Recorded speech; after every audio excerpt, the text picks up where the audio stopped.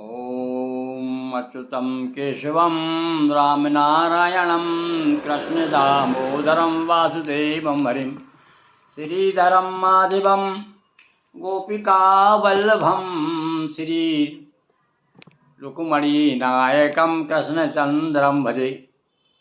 हाँ बंधुओं, श्रावण का महीना, हर बार श्रावण जब भी रक्षाबंधन आता है हम 2-3 वर्षों से देख रहे हैं कहीं न कहीं एक ऐसा मुहूर्त आता है जिसमें कि रक्षाबंधन नहीं किया जाता। उसका बड़ा नुकसान उठाना पड़ता है यदि जो उसका ध्यान नहीं रखता तो। वो है शनिचर, शनि महाराज की बहन है एक, उसका नाम है भद्रा।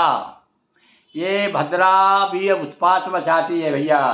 तो अनेक लोगों ने हमसे प्रश्न किया कि पंडित जी आपने बताया कि इस बार तो भद्रा, उस बार तो भैया रात के 9 बजे के बाद, गत वर्ष रात के 9 बजे के बाद रक्षाबंधन हुआ था, पर इस बार जो है भद्रा 1 बजे के बाद समाप्त हो जाएगी। 1 बजे के बाद से आपका रक्षा सूत्र बांधने का मुहूर्त है। तो अब अनेक प्रश्न मेरे सामने आ रहे हैं, समय समय पर लोग पूछते हैं कि पंडित जी भद्रा क्या है। अब मैंने भद्रा के बारे में थोड़ी सी छानबीन की। ये भद्रा जो है करण जो हो लिखा रहता है पंचांग में, तो करण को ही विष्टिकरण नाम का एक विष्टिकरण होता है, उसे भद्रा कहा जाता है। और भद्रा की उत्पत्ति कैसी हुई, उसकी कहानी क्या है भद्रा की, वो मैं आपको अभी मेरे सामने जो है भविष्य पुराण रखा हुआ है, ये देखिए, ये भविष्य पुराण है। इस भविष्य पुराण में भद्रा की कथा, भद्रा व्रत का विधान और फल बताया है। तो अब इसका व्रत तो कोई भद्रा का करता नहीं है, तो हम आपको उसकी कहानी इसमें जो दी है कि भद्रा कौन है और उसको किस प्रकार से दुष्टा थी, और इसने जिसको विवाह हुआ था उसी समय में मंडप उखाड़ दिया था सब है। तो ये सब कथा बड़ी रोचक कथा है भद्रा की। सुनिए भद्रा की कथा। राजा युधिष्ठिर पूछते हैं कि हे कृष्णचंद्र, लोक में भद्रा और विष्टि नाम से प्रसिद्ध है, विष्टिकरण कहते हैं उसे, हैं उसी को भद्रा कहते हैं। यह कौन है, कैसी है, किसकी पुत्री है, उसका पूजन किसी विधि से किया जाता है, आप वर्णन करें। राजा का प्रश्न सुनकर भगवान श्री कृष्ण कहने लगे कि हे महाराज, विष्टि सूर्य नारायण की कन्या है, छाया से उत्पन्न हुई है और शनिचर की सहोदर भगिनी है, बहन है भाई। ये शनिदेव, शनि का भी आप जानते हैं, जब शनि पीछे पड़ जाता है तो आदमी क्या हालत हो जाती है, तो उसकी बहन है। तो भैया जैसा भाई वैसी बहन।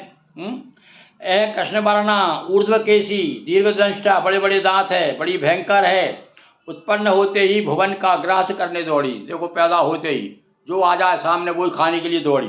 यज्ञों में विघ्न किया, उत्सव जहाँ भी हो रहा उपद्रव करने लगी, सब जगत को उसने त्रास दे दिया, सबको बहुत परेशान किया। तब सूर्य नारायण ने विचार किया इस कन्या का विवाह करना चाहिए। अब देखिए बड़ी ये है भैया रोचक बात, क्योंकि तरुण कन्या का पिता के घर में रहना उचित नहीं।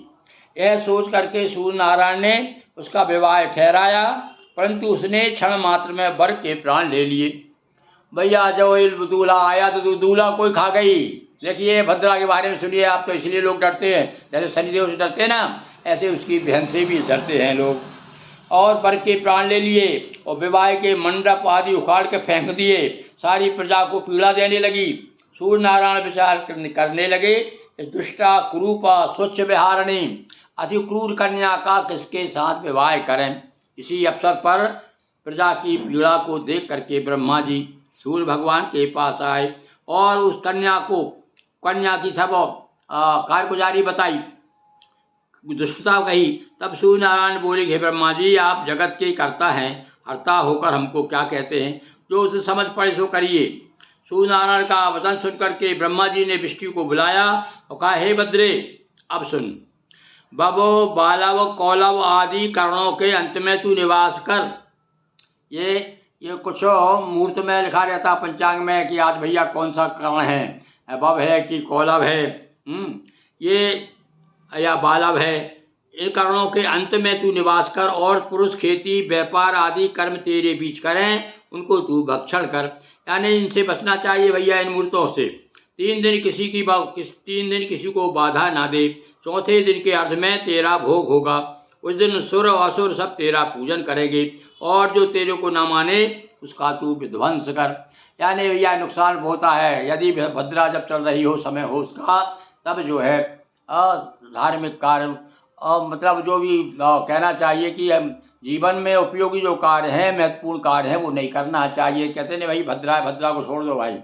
तो रक्षाबंधन भी भद्रा में नहीं किया जाता, ऐसा हमारे ग्रंथों में लिखा गया है। तो आज हमने आपको भद्रा की कथा सुनाई। ये भद्रा ऐसी दुष्ट है, इसलिए भैया भद्रा को छोड़ करके रक्षाबंधन का जब आपका भी त्यौहार आ रहा है, उस समय आपको भद्रा का ध्यान रखना है। विशेष रूप से हमने एक अलग वीडियो बनाया है, उसमें हमने रक्षाबंधन का पूरा समय बताया है आपको कि रक्षाबंधन का शुभ समय कब है और किस प्रकार से उसकी पूजन करना चाहिए, वो देखिए आप। बहुत बहुत धन्यवाद।